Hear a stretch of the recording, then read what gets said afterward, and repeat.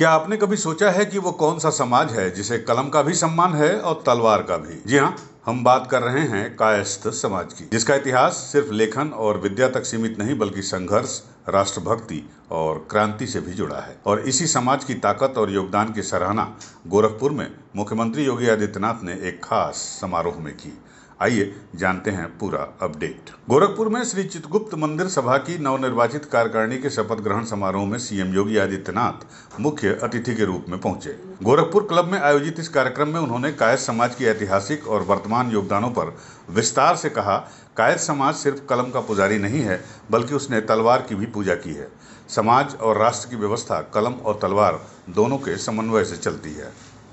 योगी ने कहा कि भगवान श्री चित्रगुप्त को कर्म के अनुसार लेखा जोखा रखने वाला और उत्तम कार्य के लिए प्रेरणा देने वाला देवता माना गया है। इसलिए कायस्थ समाज को प्रबुद्ध समाज की उपाधि दी गई है। धर्म, अर्थ, प्रशासन, कानून, साहित्य, कला, शिक्षा से लेकर राजनीति और स्वतंत्रता संग्राम तक हर क्षेत्र में इस समाज ने अपनी अलग पहचान बनाई है। मुख्यमंत्री ने गिनाए कायस्थ समाज के महान विभूतियों के उदाहरण। उन्होंने बताया कि जब विदेश में भारतीय संस्कृति को जगाने का वक्त आया तो स्वामी विवेकानंद गर्व से बोले, कहो कि हम हिंदू हैं। वहीं नेताजी सुभाष चंद्र बोस ने आज़ादी के लिए नारा दिया, तुम मुझे खून दो, मैं तुम्हें आज़ादी दूंगा। संविधान सभा में जब देश का भविष्य लिखा जा रहा था तो डॉक्टर राजेंद्र प्रसाद ही देश के पहले राष्ट्रपति बने। लाल बहादुर शास्त्री ने 1965 के युद्ध में पाकिस्तान को उसकी औकात दिखाई। लोकतंत्र को बचाने वाले जयप्रकाश नारायण भी इसी परंपरा के थे और साहित्य में अमिट छाप छोड़ने वाले मुंशी प्रेमचंद को कौन भूल सकता है।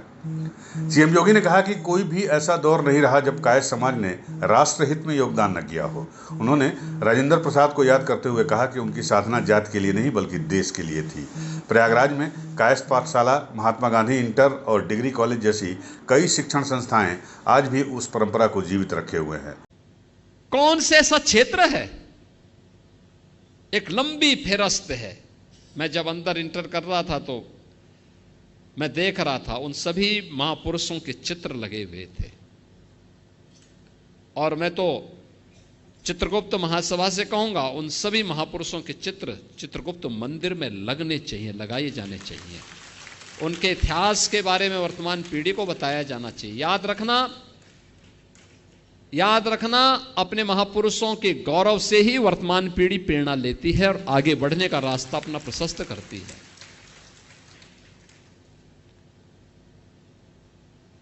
शालीनता और सज्जनता किसी भी व्यक्ति के अपने गुण हैं, अपने संस्कार हैं,